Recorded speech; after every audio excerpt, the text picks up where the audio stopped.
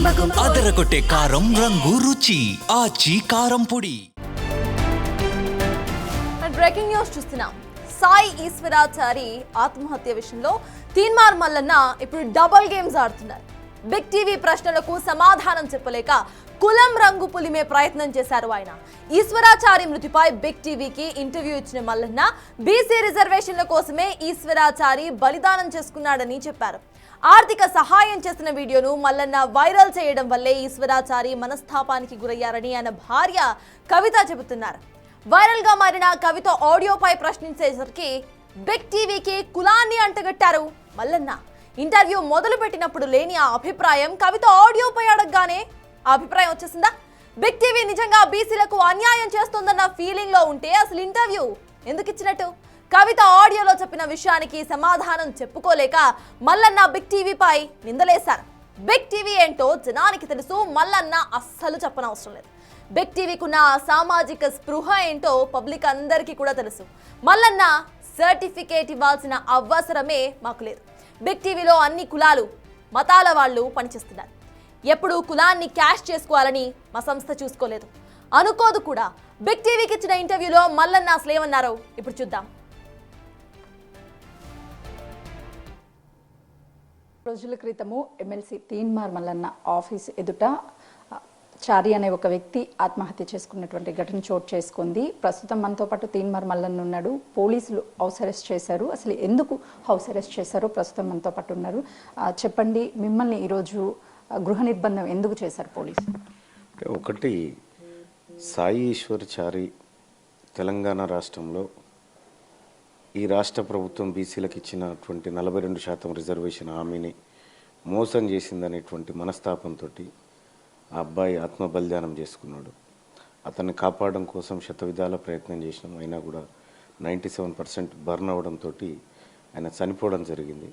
ఇవాళ ఆయన అంత్యక్రియలు చేయాలనేటువంటి ఉద్దేశంతో మేమందరం కూడా అక్కడికి వెళ్ళాలనుకున్న సందర్భంలో నన్ను మాత్రమే ఈ రాష్ట్ర ప్రభుత్వం నన్ను మాత్రమే గృహ నిర్బంధం చేసింది.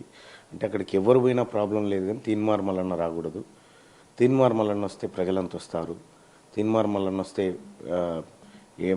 ఇక్కడ ఈ బీసీ ఉద్యమం మరింత బలపడుతుంది అనేటువంటి ఒక మోసపూరిత చర్యలో భాగంగానే గృహ నిర్బంధం చేశారు. సో ఎన్ని రోజులు నిర్బంధాల మధ్య వీళ్ళు ప్రభుత్వాన్ని నడపగలుగుతారు, ఎన్ని రోజులు ఈ నిర్బంధాలతోటి వీళ్ళు నెట్టుకు రాగలుగుతారో మేము కూడా చూస్తాం తప్పకుండా. ఈశ్వరాచారి ముందు నుంచి మీకు పరిచయం ఉన్నారా, లేదు అని అంటే వాళ్ళ భార్య వచ్చిన తర్వాత మీకు పరిచయం ఉన్నారా? అసలు అతని నేను ఇప్పటివరకు ముఖం చూడలేదు. అసలు వాళ్ళ అంటే సాధారణంగా గ్రీవెన్స్లో భాగంగా రోజు ప్రజలు వస్తూ ఉంటారు నా దగ్గరికి. సో చిన్న పిల్లల్ని 3 పిల్లల్ని తీసుకొని వచ్చింది ఆమె.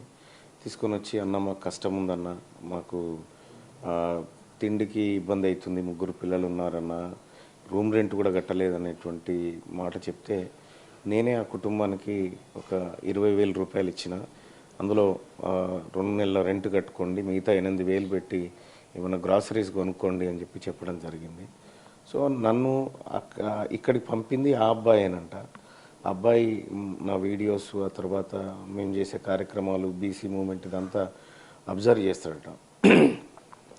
దాంట్లో భాగంగా ఆయన ఇక్కడ పంపిస్తే అన్న పక్కా సాయం చేస్తాడు, మీరు వెళ్ళిరండి అని అంటే సరే అని ఇక్కడికి వచ్చినారు. వచ్చిన తర్వాత సహజంగా వచ్చినప్పుడు మేము క్రాస్ చెక్ చేసుకున్న తర్వాతనే ఏదైనా హెల్ప్ చేయాలనుకుంటాం.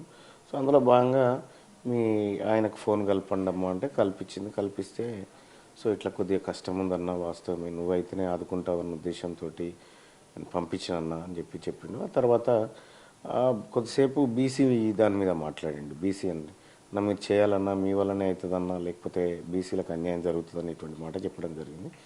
తప్పకుండా చేస్తా బ్రదర్, ఇప్పుడైతే మీరు ఆరోగ్యం జాగ్రత్తగా చూసుకోండి అని చెప్పి 20,000 రూపాయలు నేనే ఇచ్చి పంపించాను జరిగింది. సాయి ఈశ్వరాచారి మీ ఆఫీస్కి వచ్చి ఆత్మహత్య చేసుకున్నటువంటి టైంలో మిమ్మల్ని కలవడానికి ఏమైనా పైకి వచ్చారా, లేదంటే డైరెక్ట్గా తను పెట్రోల్ పోసుకొని నిప్పంటించుకున్నారా? లేదు, నాకు ఆఫీస్లో నేను యాక్చువల్గా 4:15 అట్లా నాకు వేరే మీటింగ్ ఉంటే నేను బయలుదేరిన. నేను వెళ్ళిపోయిన తర్వాత ఆయన కరెక్ట్గా 5:20 అట్లా వచ్చిందంట. వస్తే నేను మల్లన్నను కలవాలి, మల్లన్న కాలు ముక్కాలి అని చెప్పాను అన్నట. అంటే ఇప్పుడు ఎందుకు బ్రదర్, అన్న లేడు కదా, రేపు పొద్దున్న రండి అని చెప్పి మా వాళ్ళు చెప్తే వచ్చిండు, వచ్చి ఆడ నా ఫోటో ఉంటే నా ఫోటోకు దండం పెట్టిండు. దండం పెట్టి ఇంకా శ్రీకాంతాచారి యుగం అయిపోయిందన్న, ఈ కాడి నుంచి బీసీలకు మంచి రోజు రావాలన్నా, నా ఆత్మ బలిదానంతోనన్నా రావాలని చెప్పిండంటే కామన్గా చెప్తా ఉంటారు కదా, ఉద్రేకంగా ఉంటారేమో అని మా ఆఫీస్ వాళ్ళు కూడా అనుకున్నట్టున్నారు. కానీ నిజంగానే ఆయన పెట్రోల్ డబ్బా కిందనే పెట్టుకొని వచ్చిండు, మళ్ళీ పోయిండంట, మళ్ళీ పెట్రోల్ తీసుకొని పోయి తగలబెట్టుకున్నాడంట. అప్పటికే పెట్రోల్తోనే వచ్చినట్టుండు, ఆయన అన్ని ప్రీ ప్లాన్గానే వచ్చినట్టుండు. సో ఆయన పోయి అక్కడే తగలబెట్టుకుంటే ఆ చుట్టుపక్కల ఉన్న వాళ్ళు మంటలు ఆర్పి వెంటనే గాంధీ హాస్పిటల్కి తరలించడం జరిగింది. నాకు ఫోన్ చేస్తే నేను నా మీటింగ్ క్యాన్సిల్ చేసుకొని కారులో వస్తే లేట్ అవుతుందని మెట్రో ఎక్కి చక్కగా గాంధీ హాస్పిటల్కి పోయి నేనే అడగడం జరిగింది. ఎందుకు చేసినావు తమ్ముడు ఇదంతా అని అంటే, లేదన్నా ఇంకా బీసీలు ఎన్ని రోజులు కొట్లాడాలన్నా, బీసీలకు అన్యాయం జరుగుతుందన్నా, బీసీలకు న్యాయం జరగాలన్నా అనేటువంటి మాట ఆయన చెప్పడం జరిగింది. మేము ఉన్నాం పోరాడడానికి, ఇటువంటి చేయకూడదు అని చెప్పడం జరిగింది. ఆ తర్వాత వాళ్ళ మిస్సెస్ వచ్చింది. నేను అప్పుడు చూసినారే, నువ్వు మొన్న వచ్చినావు కదమ్మా అని చెప్పంటే, మేమే సార్ పొద్దున్నే చెప్పొచ్చిండు సార్, ఇవాళ బీసీలకు ఏదన్నా ఒకటి జరగాలని మా ఇంట్లో చెప్పొచ్చిండు సార్ అని చెప్పి ఆమె చెప్తా ఉంటే, సో వీళ్ళే వాళ్ళనేది మాకు ఫైండ్ అవుట్ అయిపోయింది. సో ఏదేమైనప్పటికీ కూడా అబ్బాయి అలా చేయాల్సింది కాదు, అన్యాయంగా అతను ప్రాణం పోయింది. ఈ రాష్ట్ర ప్రభుత్వం హామీని నెరవేర్చక బీసీలను మరోసారి మోసం చేసిన కారణంగా అతను ఇవాళ మాకు దూరంగా అయ్యాడు. మీరు బీసీలకి అన్యాయం జరిగింది అని చెప్పేసి సాయి ఈశ్వరాచారి చనిపోయాడు అని చెప్తున్నారు. కానీ వాళ్ళ భార్య వీడియో ఆడియో ఒకటి వైరల్ అవుతుంది. నా భర్త చనిపోవడానికి తీన్మార్ మల్లన్న సోషల్ మీడియాలో ఒక పోస్ట్ చేశాడు, మాకు సహాయం చేస్తూ, ఆ వీడియో కారణము అని చెప్తుంది. విన్నారా ఆ ఆడియో మీరు? నేను ఈ పనికి మాలిన మీడియా చెప్పే అంశాలు కాదు, ఆ వీడియో ఆడియో గురించి కాదు నా టాపిక్. ఆ అమ్మాయి నాకు ఒక వీడియో పంపింది, అన్న బీసీ ఉద్యమం కోసం చనిపోయిందని. అమ్మాయి క్లియర్గా అక్కడికి వచ్చి, ఏది గాంధీ హాస్పిటల్ దగ్గరకు వచ్చి ఆ అమ్మాయి మీడియాతో మాట్లాడింది. అప్పుడు ఏడికి పోయింది మీ బిగ్ టీవీ? అది ఎందుకు కవర్ చేయలేదు? మీ అన్ని అది ఆపమ్మా, మీ అన్ని అగ్రవర్ణాల మీడియా ఛానళ్ళు కాబట్టి మీకు కావాల్సింది తీసుకుంటారు. అక్కడ నీ బిగ్ టీవీలో అతనికి సంబంధించిన ఏ వీడియో వచ్చింది ఇప్పటిదాకా చూపి. మీ బిగ్ టీవీలో, మీ రెడ్డి గారి టీవీలో ఏదొచ్చిందో చూపి. ఇప్పటి వరకు మీకు ఏం కావాలి ఇంతకీ?